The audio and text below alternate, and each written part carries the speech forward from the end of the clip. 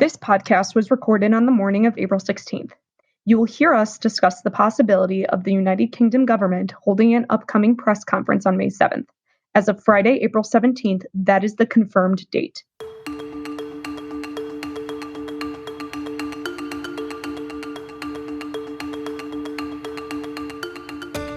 Hi, and welcome to the Aon Public Affairs Update, Week 2. I hope everyone is doing well and being safe out there. My name is Daniel Serota, part of the Public Affairs Group for Aon in the U.S. I am lucky to being able to be joined by one of my favorite colleagues from across the pond, Elisha Walia, who really touches the whole range of issues for Aon in the UK and the EU. Hey, Elisha, how are you today? Thanks, Daniel. I'm very, very good. Thank you. And I'm delighted to be joining you today on week 2 of the Public Affairs Update podcast. Thank you. Thank you. Well, look, Elisha, there's a ton of stuff happening globally, as you and I both know, as we both track it for Aon and also are out there communicating this to clients as well as internal colleagues about what is happening, but would love to kind of get a sense from you on, what is the current situation happening right now in the UK? Yes, of course. I mean, as we all know, the coronavirus outbreak, it's having a profound negative impact on people's lives, on companies of all sizes, on economic growth, and in turn, many sort of serious social consequences. Right now in the UK government's doing a press conference later today, and we'll find out a little bit more about when we are due to come out of lockdown. It's suspected that this date will be the 7th of May at the moment. Until then, we know that all non-essential shops and restaurants are closed, schools are still shut, and the vast majority of individuals are restricted from leaving their homes apart from for essential shopping or daily exercise. The UK's Prime Minister, Boris Johnson, he's still less than a year into the role. He's implemented a multi-billion-pound package to support businesses, companies, individuals of all sizes who are struggling with the economic consequences from the pandemic. The scale of this government's intervention is enormous, and that's something that I really want to point out. The spending commitments that have come in are well over 15% of GDP. Right now, also, Boris Johnson's recovering from coronavirus, as you may know. He was hospitalised in an intensive care unit last week. Thankfully, he's getting better, and the country in the meantime is being led by the first Secretary of State, Dominic Raab. Another point that I want to mention is that the UK economy is continuing to adapt to this unprecedented situation, and we at Aon are also doing the same. We're lucky to have amazing colleagues who've been working to continue to deliver for clients despite the challenging market conditions, supporting distressed businesses who are focused on creating cash flow, and also providing things like cybersecurity advice on the challenges that are associated with things like remote working. Elisha, you brought up a very interesting point, and I think it's something we should definitely hit on, similar to what we've seen in the US with the different stimulus package, the CARES Act. Business packages to help keep the economy growing are so critical. I'd be interested to kind of hear a little bit more about what this business support packages may look like. Yes, Daniel. So companies of all sizes in the UK, from the self-employed to the FTSE 100,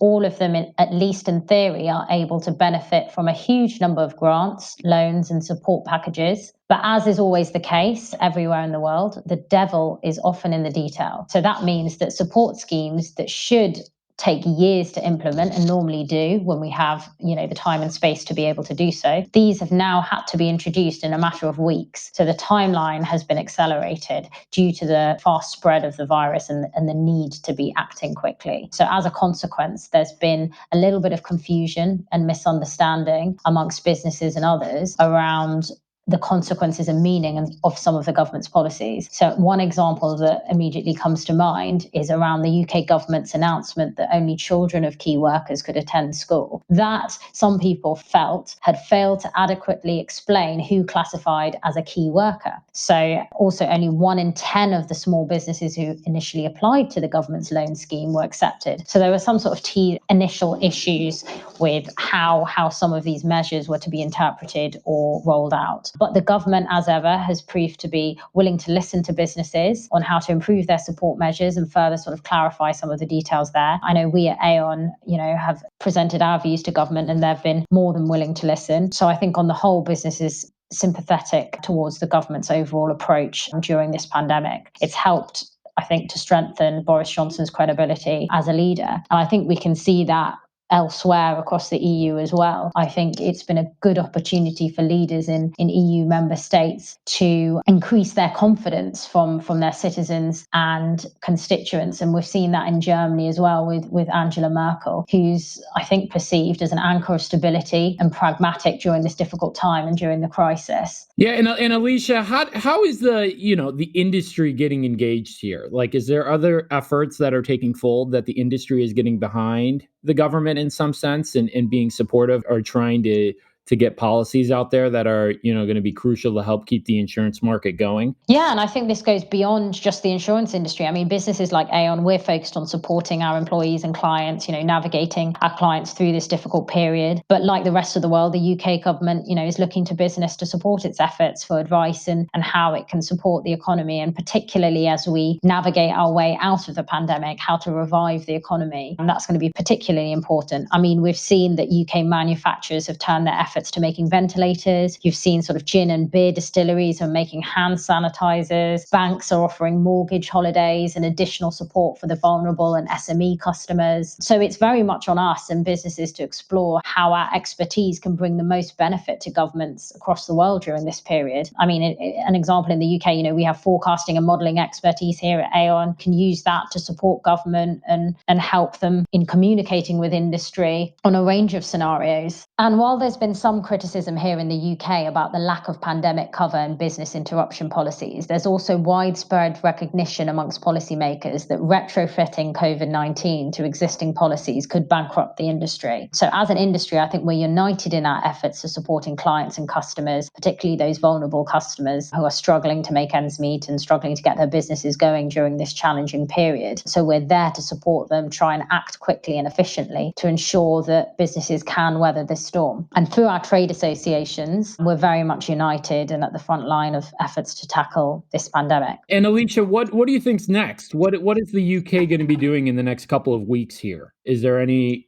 projections, or are you hearing anything inside baseball here on what the UK is going to be doing? Yes, I mean, right now, I think the government's very much determined to keep the minds of the British public on abiding by the lockdown restrictions. So that's very much the focus at the moment. I mean, official spokespeople have avoided all questions around how the government plans to support the UK economy to return to normality, let alone deal with the long-term economic implications of this period. However, I think behind closed doors, governments across the world, they're all developing their exit strategies. We saw the European Commission issue their guidance around exit strategies yesterday. And that can be, the exit strategies will touch on things like taxation, fiscal discipline, other sort of targeted public spending measures. It remains to be seen what the UK strategy is, but in all likelihood, it will contain aspects of, all three, the taxation, the fiscal discipline, and the public spending measures. It will take time. It'll be a gradual return to normality. Nothing will happen overnight.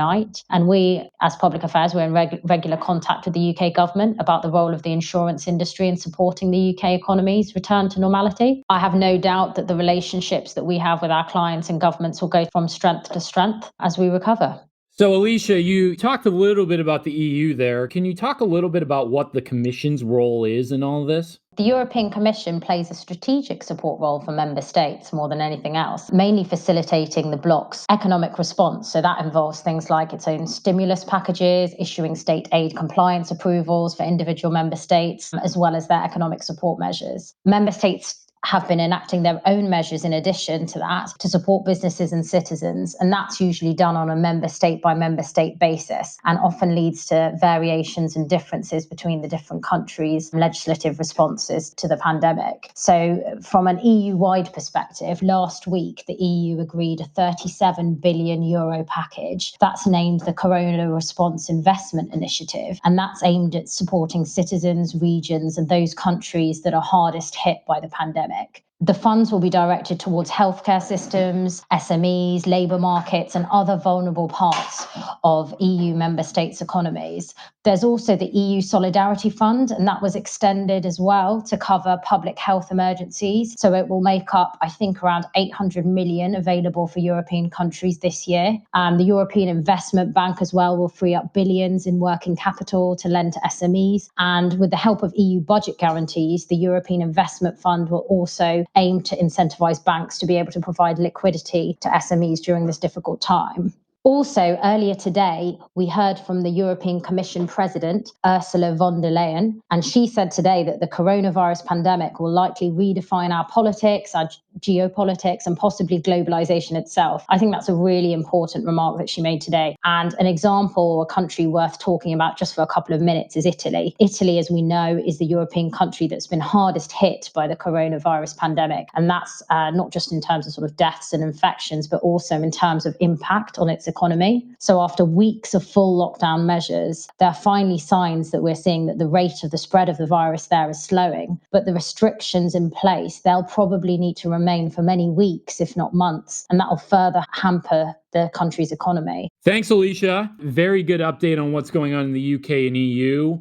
Every day is changing, and we at Aon are staying up to date through a coronavirus website, aon.com/coronavirus. This is where these podcasts will sit. And it's a great resource for colleagues, clients, and others to just really stay up to date on what's going on. And your great work is greatly appreciated. For next week, fortunately, we are going to be joined by the great Joel Wood from the Councils of Insurance Agents and Brokers that will be able to give a good broker perspective on what's going on in the U.S.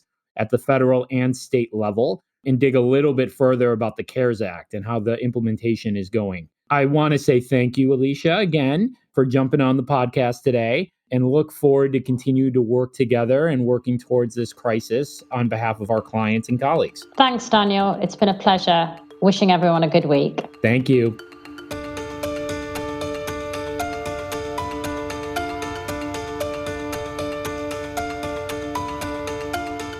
This information is a resource for Aon clients and business partners. It is intended to provide general guidance on potential exposures, and it is not intended to provide medical advice or address medical concerns or specific circumstances. Due to the dynamic nature of infectious diseases, Aon cannot be held liable for the guidance provided. We encourage visitors to seek additional safety and medical information from credible sources. Thank you.